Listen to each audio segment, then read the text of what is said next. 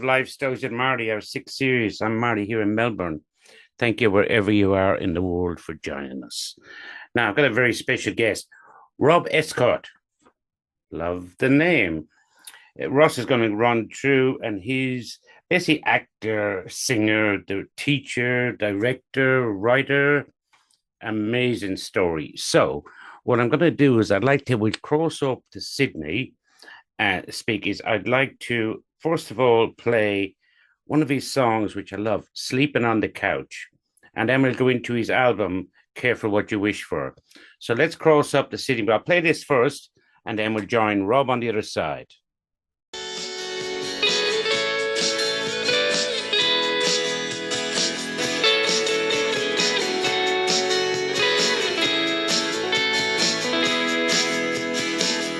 If it's all the same to you, I think I'll stay. 'Cause the thought of driving home, well, it's such a long way. And if the rain falls through the night to chase my dreams away, then I might as well lie down and await the new day. 'Cause I would love to see your smile in the sun, and let your hair grow wild just for fun. Go down on the wet beach sand and run. Hold your hand and walk into the sun.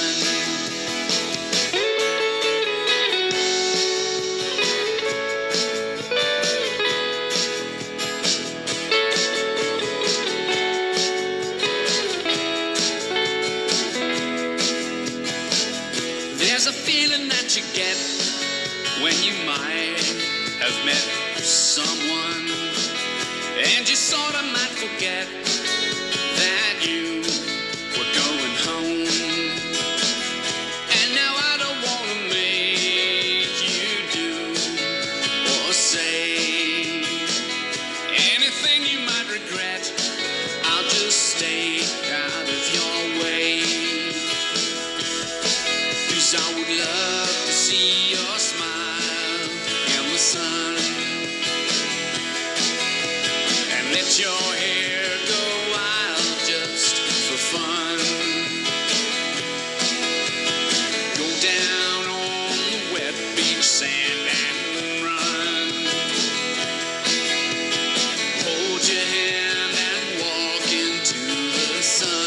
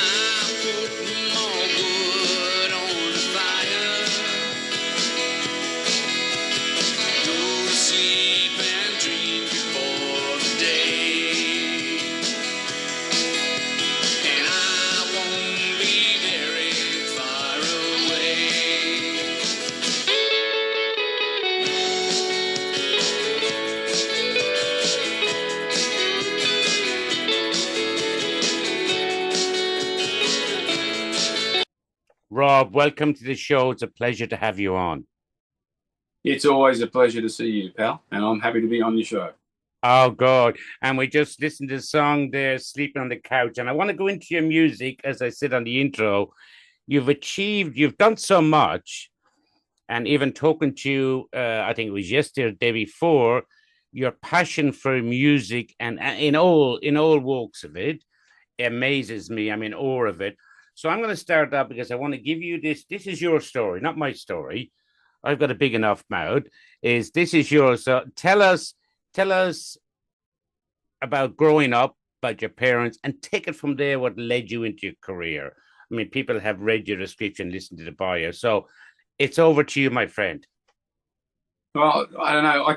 I couldn't honestly say when was the absolute first moment that I recognised music, but right from the very word go, my mother and father were always playing records. My mother played the piano, and like we always had a piano. And I know that very early on in the piece, I started going through their record collection and playing stuff that I like. My father was into swing, you know, your Glenn Millers, your Benny Goodmans, that sort of stuff. Mum introduced me to Elvis, Satchmo, Louis Armstrong. It was tied in with the old movies because we were big on the old musical type movies. So yeah, I don't know. There was just always music around, and my mother was from Scottish blood, and they were always getting together for a knees up. So it just flowed on from that, I guess. Yeah, so bring us in then, because you moved, and I like the one when you sent, which people see it on the front, a bush baby. So where you grew up, going back a little bit, before led you in, and then obviously you moved down to Melbourne, and then back to Sydney, and you've obviously making a great stamp. So take us from there. We've gone through your parents. Take us from where what led you, and how did you? I suppose I'm going to throw a dovetailing that. Moving and then going back in, how did that make you feel as you did it? The moves, it was horrendous. I mean, my dad was the son of a principal, and he moved a lot, and it was just like a natural sort of thing for him. But I'd been in the same house from 4 to 14, and put me right in the middle of year 9. Good one, Dad, you beauty. And he just said, "All right, we're moving to Melbourne." So. I basically, I had a girlfriend, and I had my school ideas sort of plotted out, and that just put a bomb under them. We moved to Melbourne, and I just naturally decided that was the worst place in the world, and I was going to hate it regardless of what anybody did. And then 2 years later, the bastard moved me back to Sydney again. So I lost all my mates in Sydney, and then I moved to Melbourne. Then we moved, and I lost all my mates in Melbourne, and I had a girlfriend, and all that. It was almost like he was trying to destroy me. Oh, I love that. Yeah. Oh yeah. No, look, Sydney. It's funny. I mean, I was in Sydney for 10 years, but that will always be what my brain calls home.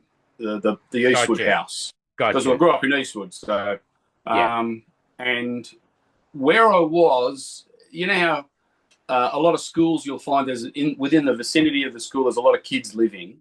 Well, I wasn't near the schools; I was quite a long way away. So that meant that you couldn't go to your mate's place in the afternoon because it was too far to go. And literally at the bottom of the street was a creek that led into a belt of bushland that ran all the way from Eastwood all the way down to Lane Cove National Park.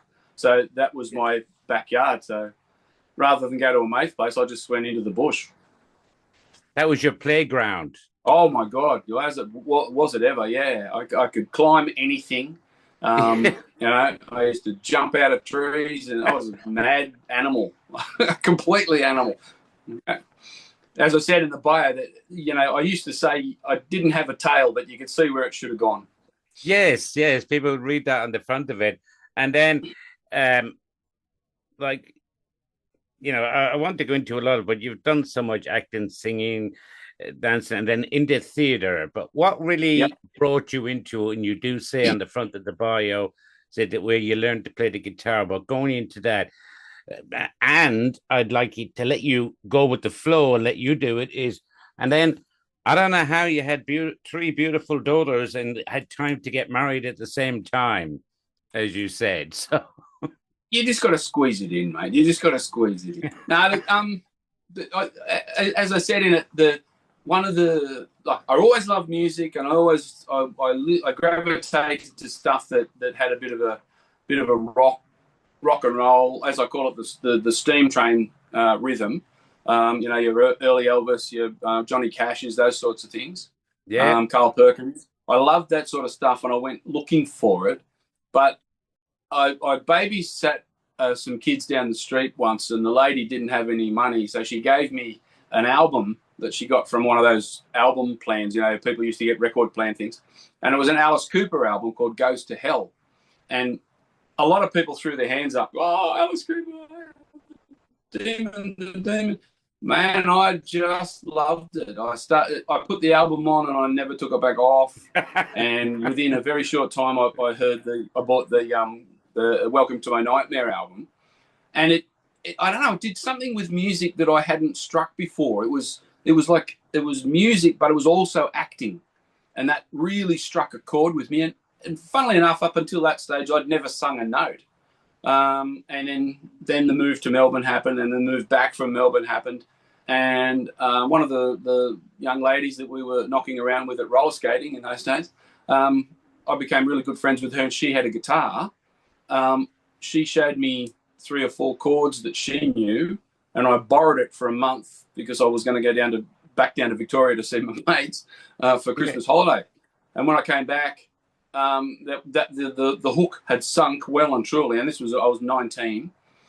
I just never put it back down again. I mean, I grudgingly gave her guitar back, but I bought several others, and within the same sort of 6 months, like I said about the old musicals, a friend of my sister's was in Annie Get Your Gun, and I'd seen that on television, and I was interested to see how they could put it on a stage.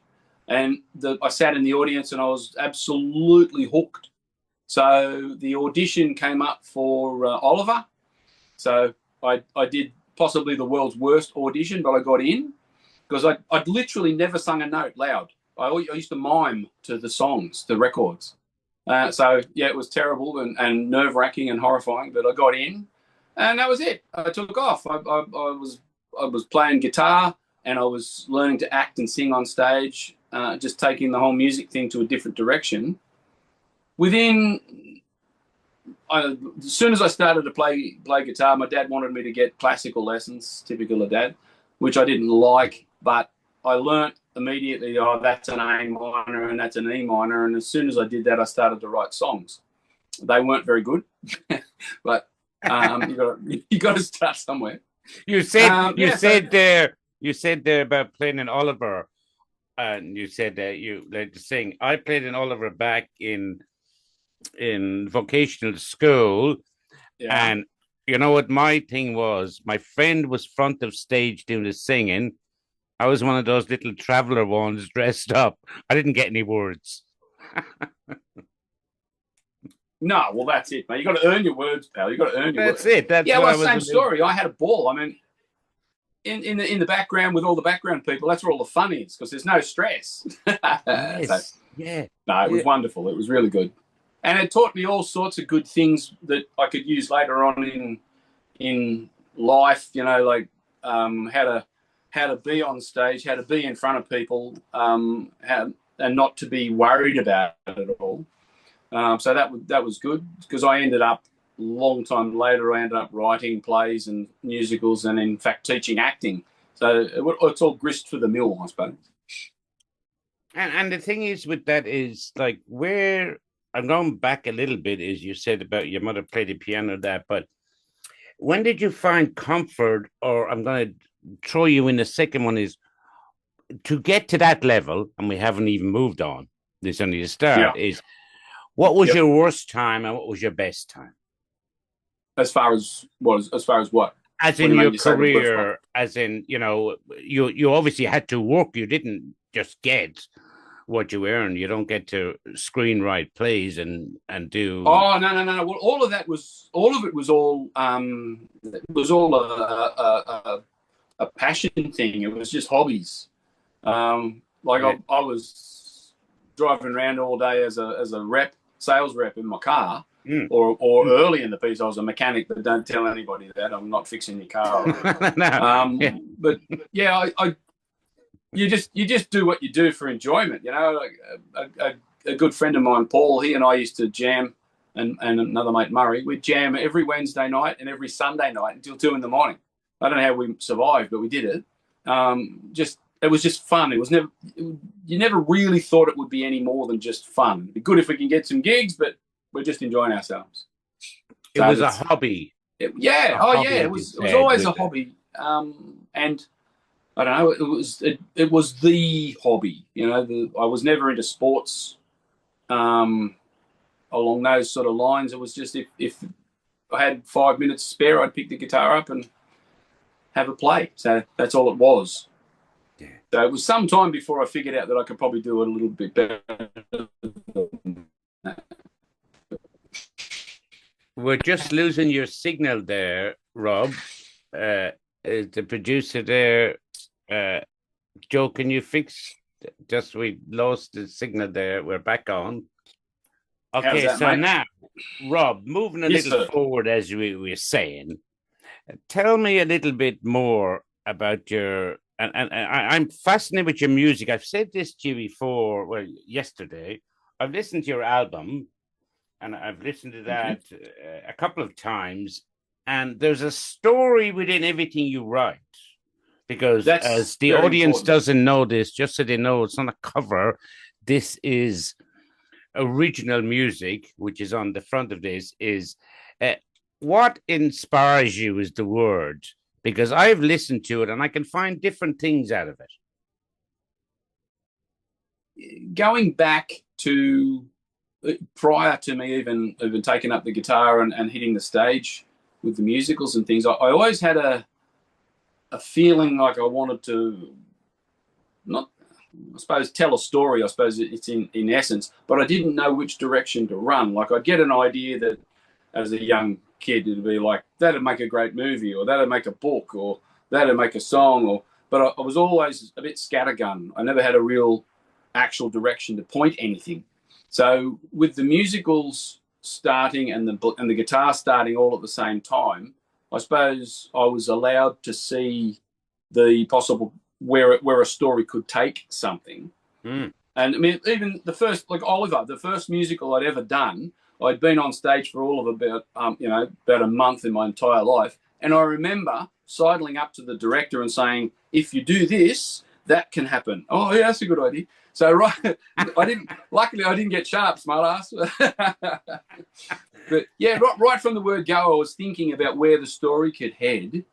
And I did a stint at Toastmasters and had the time of my life. I don't know whether I did the exactly what they wanted me to, but I had great fun. And that was just another form of storytelling as well. You know, you do a speech that lasts for 3 minutes, but it had to have a point.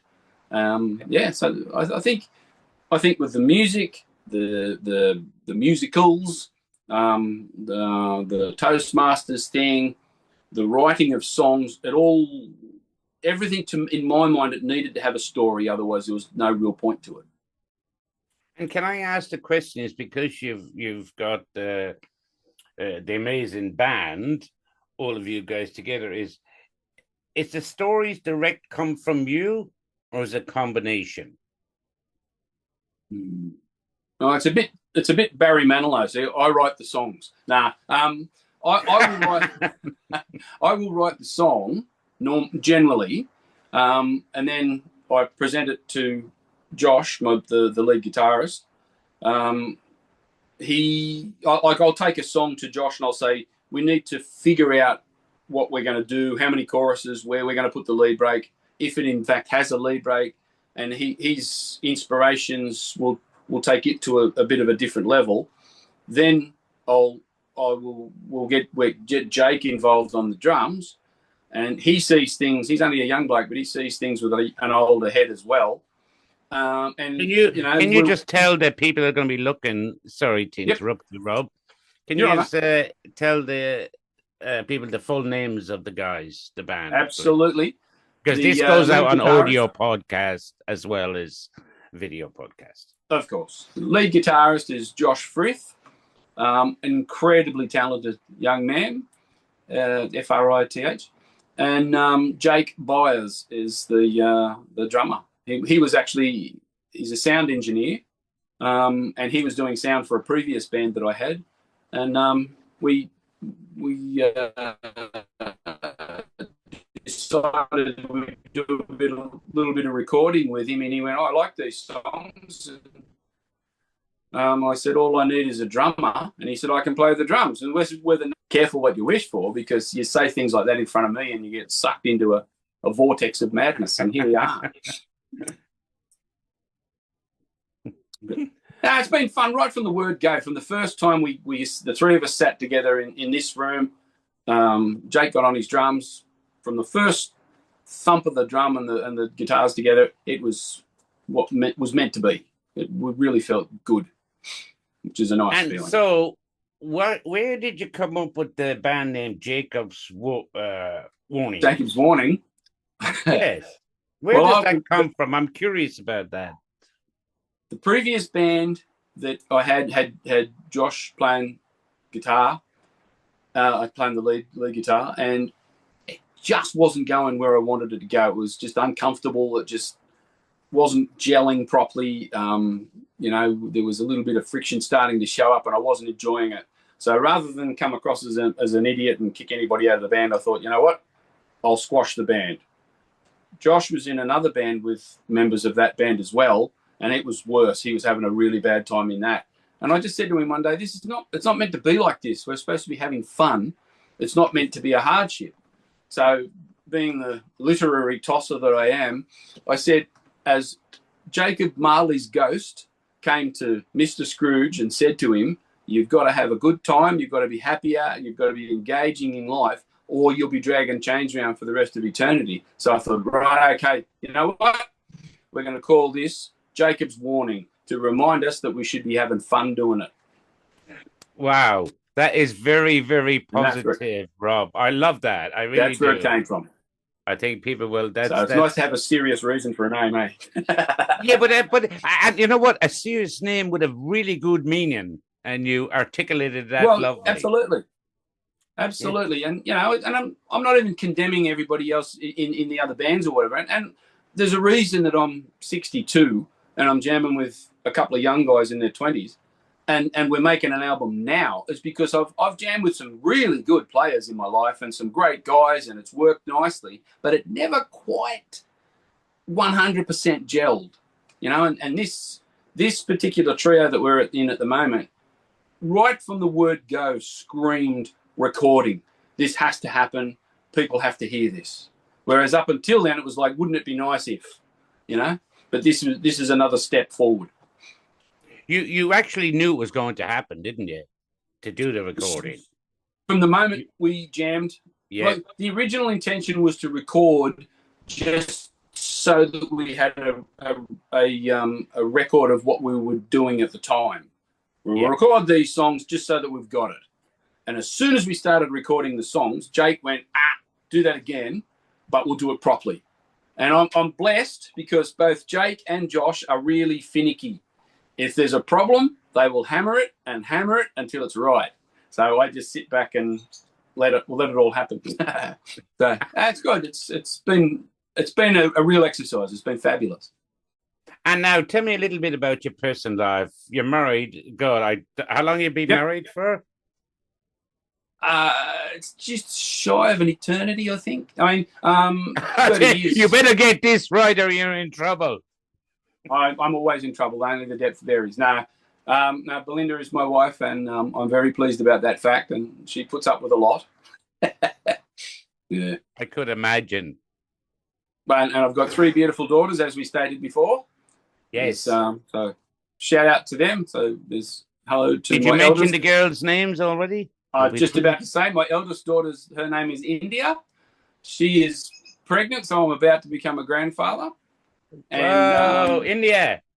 Yes, and her wonderful husband Taylor, who is possibly the only man in the world that I would allow to be, to join our family via my daughter's hand.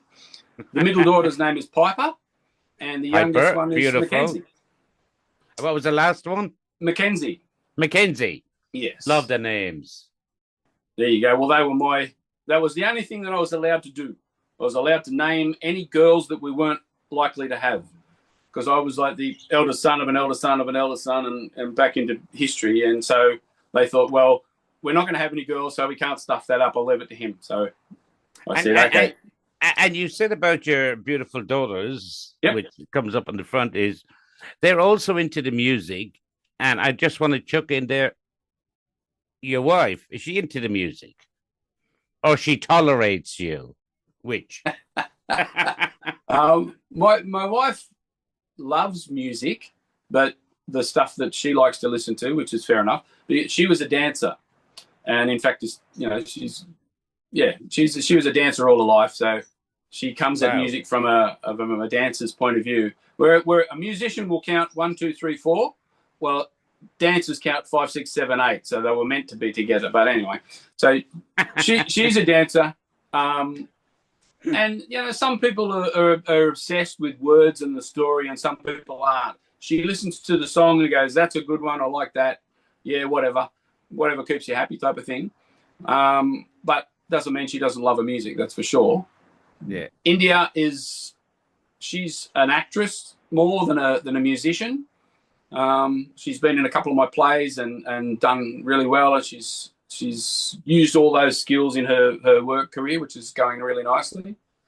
Piper is 100% stage musical. She's a great actress, incredible voice, a wicked, beautiful dancer. Mackenzie is the most like me. She's a bit of a tearaway in a lot of ways, but she plays drums, bass, guitar, mandolin, and sings beautifully, but won't at the moment. But I will get her, don't you worry. She will be in one of my tours. You tell her, Marty said, Marty said, to it. Yes, you got to give it another go, as they always say. Absolutely. Yeah, well, when the time comes and she's ready, she will. We've written a couple of songs together, which were quite good. Wow. Sooner or later, it'll work. So. And there you just trigger something in my head. There's writing a song together with your daughter, one of your daughters. I'm sure you've done it with probably all of them, but how does that feel writing it? Did they tell you, is it your writing or is it their writing? She had to write a song for school. Yeah. So I wasn't allowed to interfere. I said I'd help, but by force, I didn't want to interfere. It'd be things like she'd come up with a line and I'd say, okay, tell me where that line's happening. What's the story behind it? See if you can come up with a potential rhyming sequence, and then sit back. And she would say, oh yeah, what about this? What about this? And if it worked, if it didn't work, we were like, maybe you want to try again. So then once the school project was good fun. So with any luck, we'll get back into it. Well, as I say, I'm in awe with your music. So I want you to, we've still got a little bit of time, but I want you to, because as I said, I was inspired. I've got different tastes of music. I've with my hotels, I've interviewed a lot of people from Ireland, Daniel O'Donnell, and in my pubs, Aslan, Irish bands, and all of that is for you, because the way you talk about your girls there, your beautiful girls, is what would you give to somebody that wants to start in this day and age? How they would go about, what advice would you give them for a young and up and coming, inspiring, and not just musician? Look what you've done, actor, singer, teacher, director. I mean, what advice would you give to the younger generation, even though you're still a young man yourself, like myself? I don't know. I suppose it comes down to passion. It's whatever it is. Whatever direction you feel like heading, it's going to have a passion behind it. Otherwise, it's not going to go anywhere. I mean, I spent a lot of time analysing things like the Beatles, for instance. I went through a big Beatles phase, and you can feel the passion in what they were creating and how they were putting things together. And if you don't feel that passion, well, maybe music's not your thing. But if there is a passion somewhere, run with it, and make it the hobby first to see how it's keeping you happy. And because I think it goes back to, as you said, as being a mechanic, is have a job to pay the wages, use it as a hobby, and then if you get a gig or something happens, then it can pay itself. Oh, 100%. Yeah. This is why I say follow your passion, because your passion can be a thing you do at night by yourself for your entertainment, which is what I did with the guitar and stuff for a long, long time. Yeah. And I mean, you can't just make a living. You've got the rest of the world has to happen around you as well. So you have to have the job, have the passion, and if you're lucky enough, the passion will start paying for itself at some stage. And with any luck, you can head down that road even further, which would be brilliant. So, but don't squash the potential of anything because of. Yeah, correct. Very good advice. And I love that. And I'm dying to ask. Go for it. Question. Yeah, the question is the names that you come up with them on the ones you wrote, which we spoke earlier today, which one we played, Sleep on the Couch, and then there was a fried chicken one. Yes. Which we're playing at the end. But I want to, just for the audience, I get it. Why would you pick a song called that? Okay, there's a bit of a game I play with Jake, the drummer. We look for, like, I will say, I've got a new song. Here's this new song, and I'll play the song, and then I'll sort of look at him, and it's a bit of a game to see who picks what line it is in the song. There'll be a favourite line in each song, and we just see who picks what. And most of the songs, the title of the song is actually a lyric out of the song, almost invariably. I think there's possibly one or two that's not in the song, but anyway. So barbecue chicken, that's just the first words that are in that song. It's literally starts with barbecue chicken and last night's. But it draws a lot of attention to it. And it's a very fun. It's good fun. And the thing with sleeping on the couch, that's actually not in the song. The whole story of that song is the guy has met the girl. He thinks this is really serious. This could be a good thing, if not the thing. Yeah. And she lives right on the ocean, literally, and he lives miles away. It's late and it's raining, and he does not want to go home.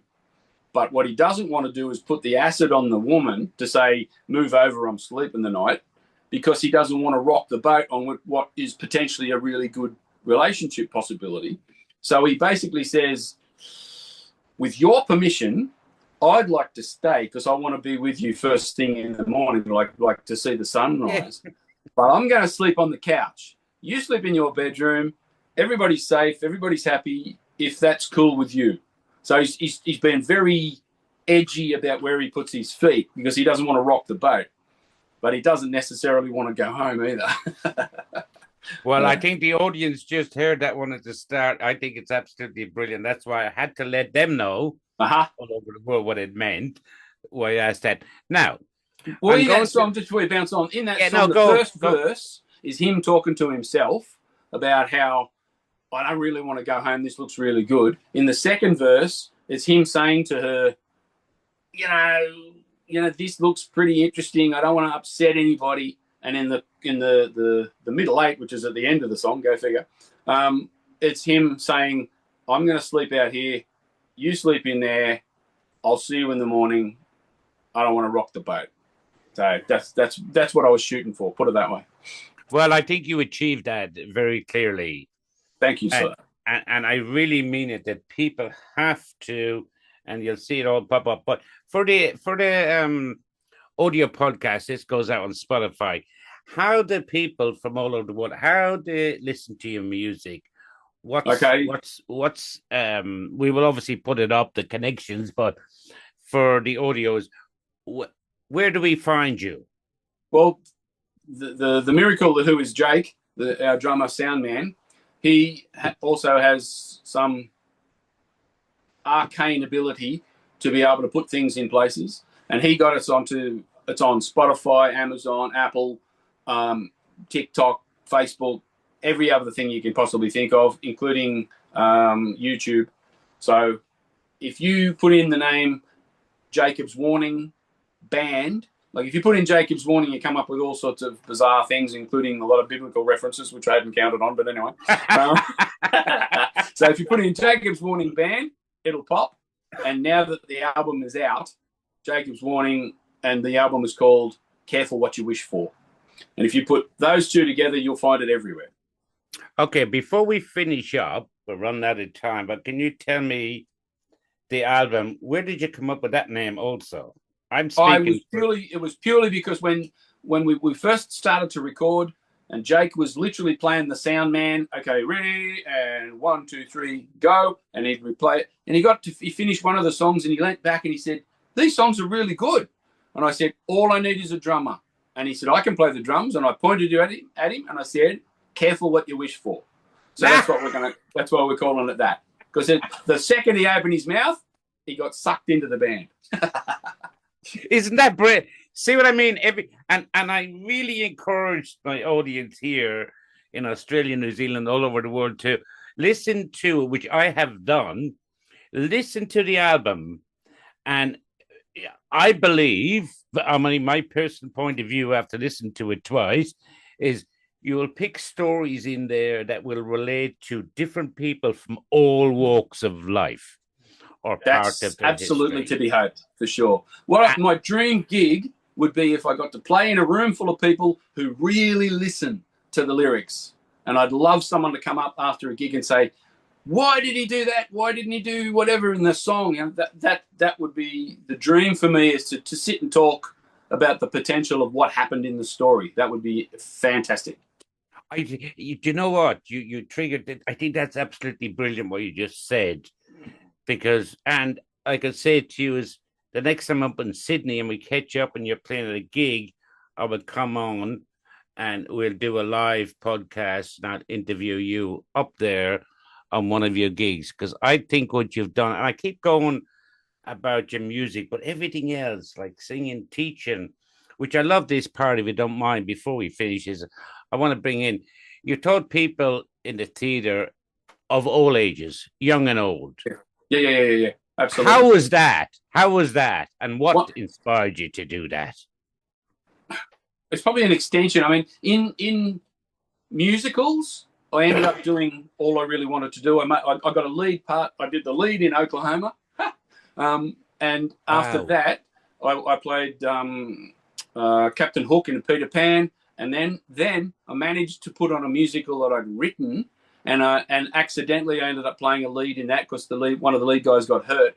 After I'd done that, I found I'd done all I wanted to do. So I started writing plays, and I was writing and directing and acting in these short plays.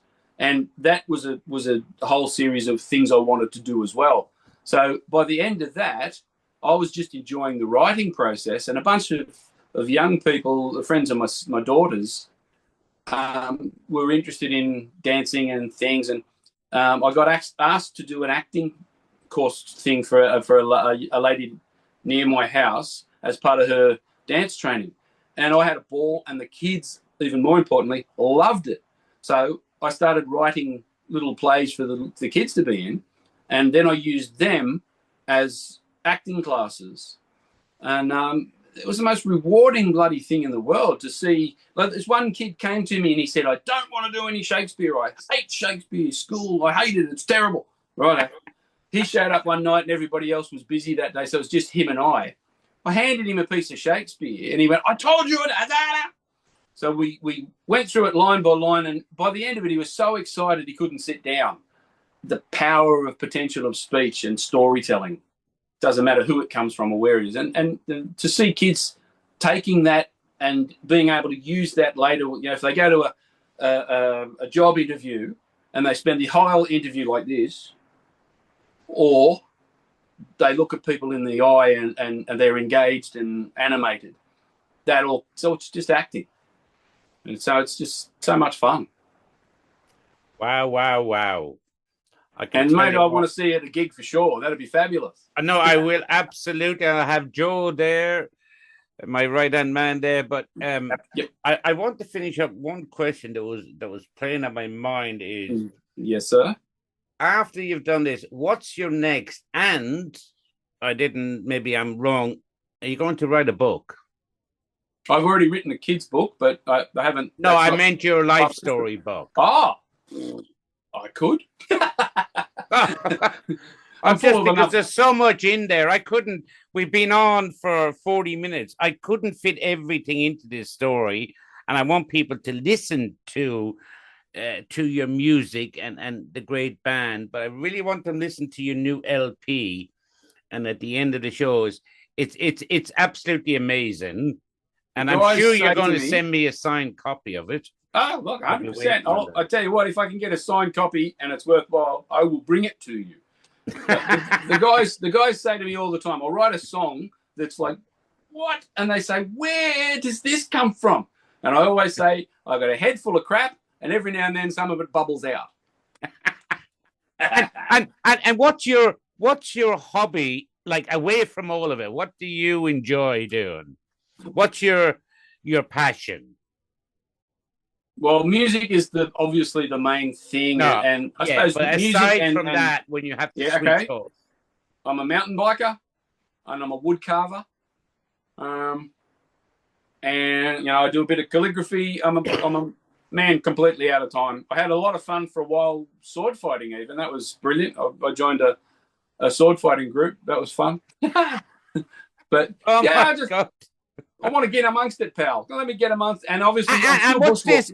Hold on, what's this wood chipping? So what do you do? Actual wood carving. Yes. Wow. So, have you got any pictures? Have you got any pictures of your stuff that you've done? Yeah. I'll send you some. Yeah, we'll get Joe to put up some. I'd like the audience to see that. Wow, God! I thought reading your intro, there's no stopping you, is there? It's not going to happen. We've just lost you. 1 second, my friend.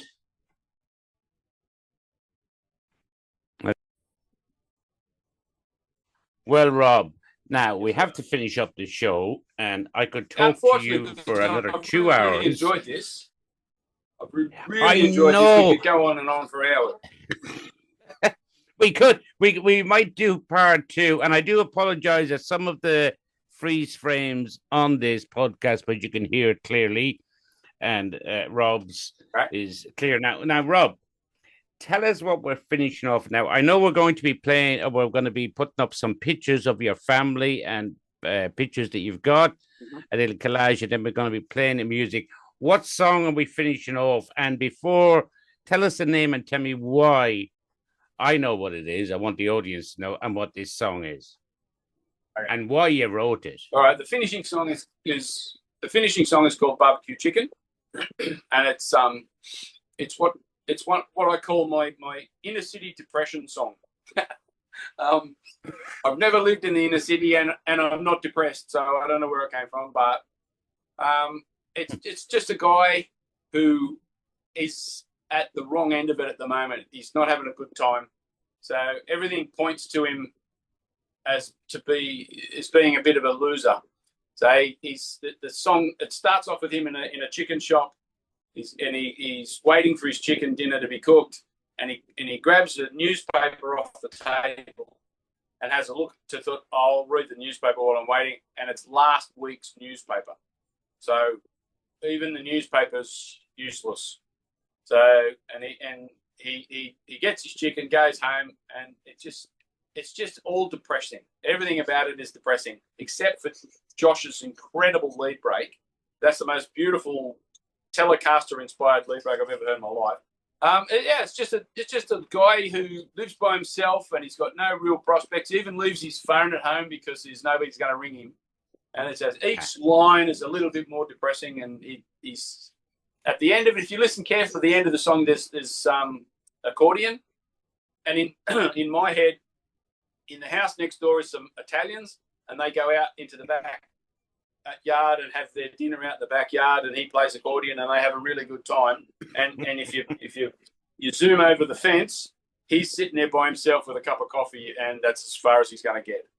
It's not a particularly happy song, but people love it for whatever reason, well, we're going to play that song, and as I said, Rob, I'd stand with you more, but our screen is splitting up a little bit, but heard all the words, and we're going to play this song now, And then we're going to put in everything else. And Rob, can I just say it's been a pleasure talking to you.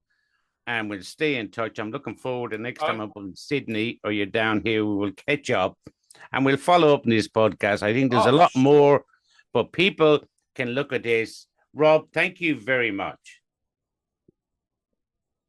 Thank you, my friend. You give me the opportunity to get this in front of people.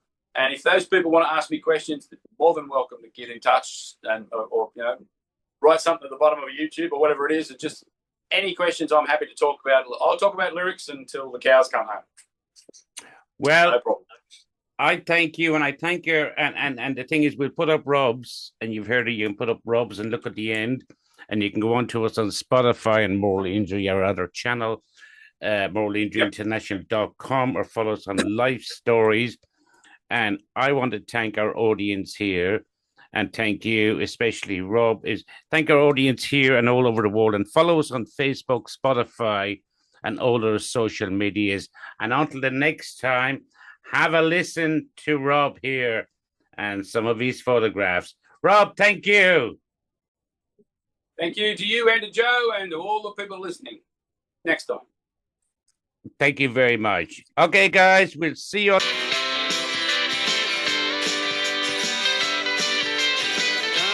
Chicken and last Sunday's paper. A sardonic laugh. How bad can it get? You run through the shit that you're gonna have to do later, and cough on the waft of someone else's cigarette. And it feels like the point has all gone again, and you kick your nostalgia back home. You drop $20 for the $15 for the chicken, and you know damn well that it was probably worth about $5. You hang a left and walk into the wind and the sunset, and nod to the keyhole for bringing you back home alive. And it feels like the point has all gone again. You slam the door and run for the phone.